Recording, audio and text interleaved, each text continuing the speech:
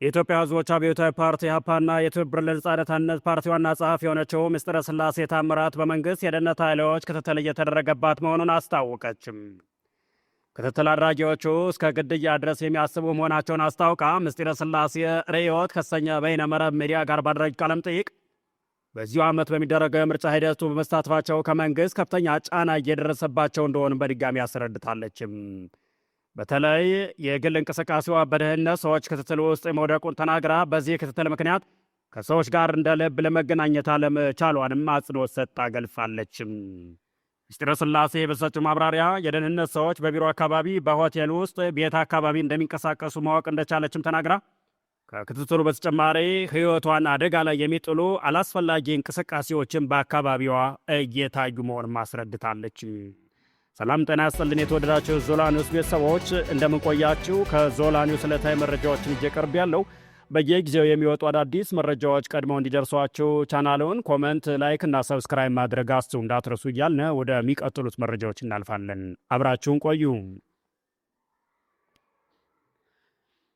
የትግራይ ትውልድ ፓርቲ ወለዶ በትግራይ ክልል ዳግም ጦርነት ሊቀሰቀስ ይችላል በሚል ስጋት ወደ አዲስ አበባ ከተማ በብዛት እየገቡ ላሉ ዜጋዎች አስቸኳይ መፍትሄ ለመፈለግ ከአዲስ አበባ ከተማ አስተዳደር ከንቲባ ጽሕፈት ቤት ጋር በአካል ለመወያየት የቀጠሮ ጥያቄ አቀረበም።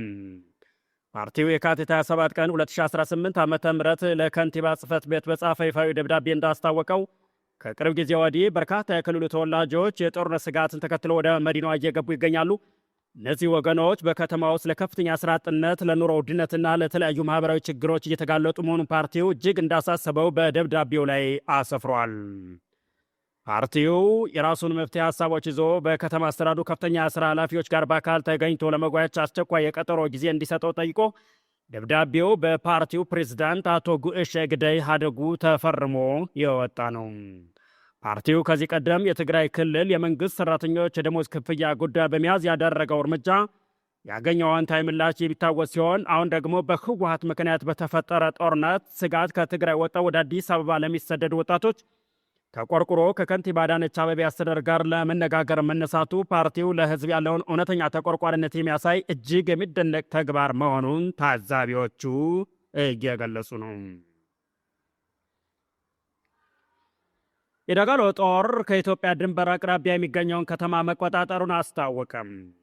በመሐመድ ሐምድ ዳጋሎን የሚመራው የሱዳን ፈጥኖ ደራሽ ኃይል ከኢትዮጵያ ድንበር አቅራቢያ የምትገኘውን ኩምሩ ከተማን በቁጥጥር ስር መዋሉን ይፋ አድርጓል። ይህችን ከተማ በቁጥጥር ስር ለመዋል የቻለው ከባድ ውጊያ ካደረገ በኋላ መሆኑንም አጽንኦት ሰጥቶ ተናግሯል። የተወደዳችሁ የዞላ ኒውስ ቤተሰቦች ቻናሉን ኮመንት፣ ላይክ እና ሰብስክራይብ ማድረጋችሁ እንዳትረሱ። ከውጭ በኢራን የድሮን ጥቃት በኩዌት አየር ማረፊያ ነዳጅ ማጠራቀሚያ ላይ የእሳት ቃጠሎ ተቀሰቀሰም። በኩዌት የሚገኘው የሲቪል አቪዬሽን ባለስልጣን እንዳስታወቀው በዓለም አቀፍ አውሮፕላን ማረፊያ በሚገኝ የነዳጅ ማጠራቀሚያ ታንክ ላይ በሰው አልባ አውሮፕላን ጥቃት ምክንያት የእሳት ቃጠሎ ተነስቷል። ጦርነቱ ከተጀመረበት ጊዜ አንስቶ በኩዌት ዓለም አቀፍ አውሮፕላን ማረፊያ ላይ ጥቃት ሲደርስ ይህ የመጀመሪያው አይደለም ብለዋል። ጦርነቱ ከተጀመረ ጊዜ አንስቶ የአሁኑ ጥቃት ለሶስተኛ ጊዜ ነው። ባለፈው ሳምንት ጥቃት የደረሰበት ሲሆን ራዳርም ጠፍተዋል። ኩዌት የሚገኘው ዓለም አቀፍ አውሮፕላን ማረፊያም ይህ ጦርነት ከተጀመረበት ጊዜ ጀምሮ ስራውን አቁሟል ተብሏል። ምንም በረራዎች ከስፍራው እየተነሱ አይደለም። ሁሉም በረራዎች ወደ ሳውዲ አረቢያ ተዘዋውሯል። የሳውዲ አረቢያ የሚገኘው ደማም አውሮፕላን ማረፊያ በረራዎቹ ካዘዋወሩባቸው አየር ማረፊያዎች መካከል አንዱ ነው። ትላንት ምሽት ኩዌት ውስጥ 12 እና 13 ጊዜ ያህል የማስጠንቀቂያ ደወል ይሰማ ሲሆን ይህም ጦርነት ከተጀመረ ወዲህ ከተሰማው ማስጠንቀቂያዎች የበለጠ ነው። ትላንት ምሽት ከኢራን የተወነጨፉ 13 ሰው አልባ አውሮፕላኖች እና 6 ሚሳይሎች መውደማቸውን ባለሥልጣናቱ ገልጸዋል። ይህ የሚያሳየው ጦርነቱን መባባሱን ሲሆን ኩዌት ግን አሁንም የዲፕሎማሲ መፍትሄ ሊኖር እንደሚችል ብቻ ተስፋ አድርጋለችም። ይህም የተራዘመው ግጭት እንደሚቀጥል ማንም አይፈልግም። ሰዎች ጦርነት በፍጥነት እንዲቆም ይፈልጋሉ ሲልም ባለሥልጣናቱ ተናግረዋል። ሩሲያ ባለፉት 24 ሰዓታት በዩክሬን ላይ እጅግ ከፍተኛ የተባለውን 948 የሰው አልባ አውሮፕላኖች ወይንም ድሮኖች ጥቃት ፈጸመችም። ጦርነቱ ከተጠበቀ ጊዜ አንስቶ በ24 ሰዓታት ውስጥ ሩሲያ በዩክሬን ላይ ትልቁን የአየር ላይ ጥቃት በመሰንዘር በ948 ሰው አልባ አውሮፕላኖች በመላ ሀገሪቱ የሚገኙ ከተሞችን ደብድባለች።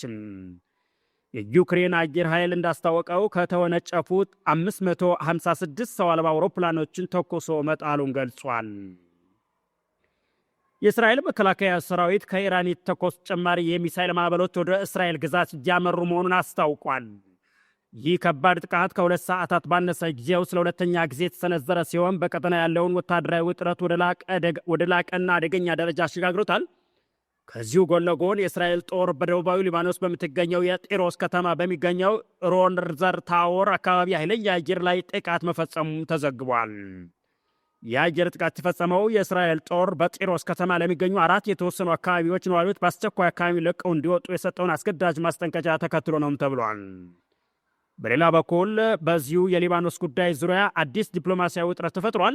የእስራኤል ውጭ ጉዳይ ሚኒስትር ጌዲዮን ሳዓር የሊባኖስ መንግስት የኢራን አምባሳደር ከሀገሪቱ ለማባረር የወሰደው እርምጃ በይፋ ደግፈዋል።